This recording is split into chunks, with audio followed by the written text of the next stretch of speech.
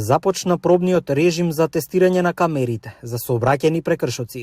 Безбеден град ќе се прилагодува од денеска до 31 јануари, со тоа што ќе се врши тестирање и калибрација на камерите во периодот од 8 до 20 часот. Полицијата апелира до граѓаните и сите учесници во сообраќајот да ги почитуваат привремените ограничувања, но и да покажат трпение и соработка. За да профункционира системот, мора и сообраќајот да трпи малку паузи. Според најавите на надлежните, официјалниот почеток на системот кој регистрира сообраќајни прекршоци е закажан за 1 февруари.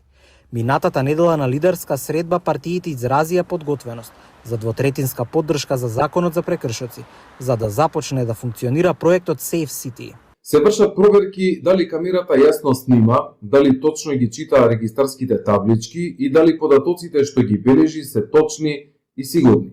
Првата недела е предвидено да се спроведат на локациите на подрачјето на градот Скопје.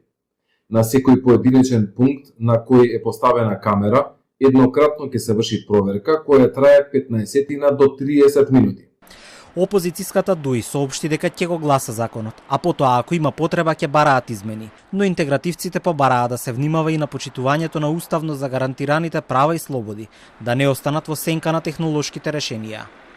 Граѓаните со право реагираат зашто албанскиот јазик не се користи во електронските известувања, иако тој е службен јазик во државата. Сакам јасно да нагласам дека ние во принцип ги поддржуваме законските измени и започнувањето на овој систем.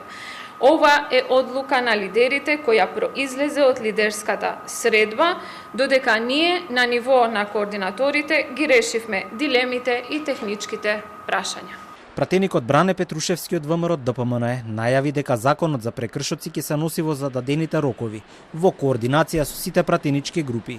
Седницата се очекува да биде до крајот на неделава. Очекуваме во јасно зададените рокови законот за прекршоци да биде донесен во согласност со и координација со координаторите на сите пратенички групи кои што се во тек, и заштитата и начинот на чување на податоците и начинот на казнување е строго одреден согласно позитивните законски прописи во Република Македонија.